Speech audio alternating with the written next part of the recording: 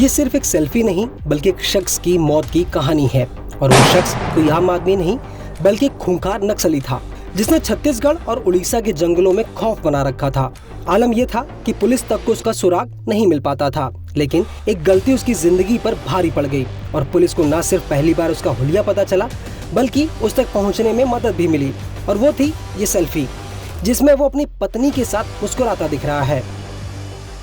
दरअसल चलपति अपने मूवमेंट को लेकर हमेशा सावधान रहता था और दशकों तक सरकार के लिए एक पहेली बना रहा, लेकिन पत्नी के साथ एक सेल्फी उसके लिए मुसीबत बन गई और यही सेल्फी उसकी जिंदगी पर भारी पड़ गई।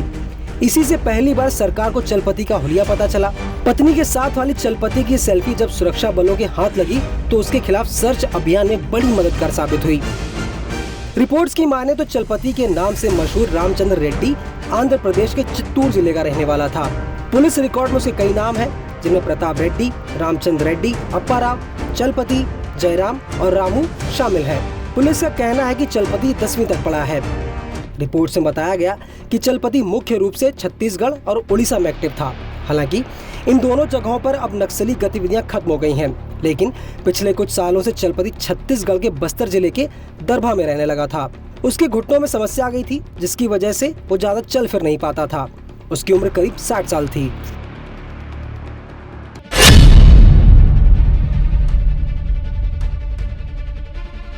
रिपोर्ट्स की माने तो चलपति भले ही ज्यादा पढ़ा लिखा नहीं था, लेकिन तेलुगु, हिंदी, अंग्रेजी और उड़िया भाषा का जानकार था। उसे सैन्य रणनीति और गुरिल्ला युद्ध का भी विशेषज्ञ माना जाता था। चलपति साल 2008 में तब चर्चा में आया जब उसके नेतृत्व में नक्सलियों ने उड़ीसा के नयागढ़ जिले में हमला किया। इस हमले में 13 सुरक्षाकर्मी मारे गए थे।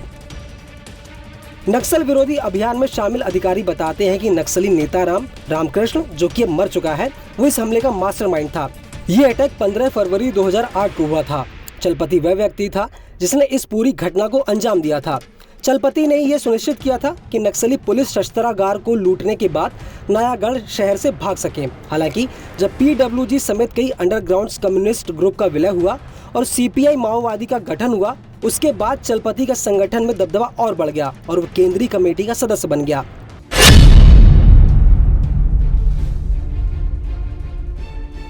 रिपोर्ट्स की माने तो चलपति का जीवन जंगलों में ही बीता था।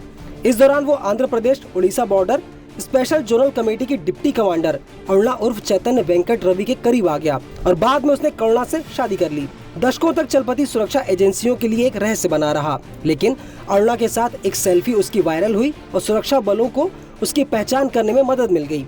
उसकी ये सेल्फी एक लावारिस स्मार्टफोन में मिली थी। दरअसल मई 2016 में आंध्र प्रदेश में नक्सलियों और सुरक्षा बलों के बीच गोलीबारी हुई थी। नक्सली मौके से भाग गए, लेकिन सुरक्षा बलों ने एक मोबाइल फोन बरामद किया जिसमें सेल्फी मिली।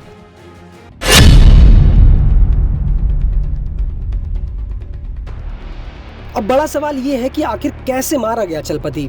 दरअसल छत्तीसगढ़ और उड़ीसा के जंगलों में छिपे नक्सलियों के खिलाफ सुरक्षा बलों ने सोमवार देर रात ऑपरेशन चलाया। सुबह तक 2 नक्सली मारे गए। मंगलवार सुबह तक 12 और नक्सली मारे गए। एनकाउंटर में कुल 14 नक्सली ढेर हो गए, जिनमें से चलपति भी शामिल था। फिलहाल इस खबर पर आपकी क्या राय है, हमें कमेंट करके जरूर बताएं और ऐसी ही खबरों के लिए बने रहिए न्यूज़ 18 इंडिया के साथ।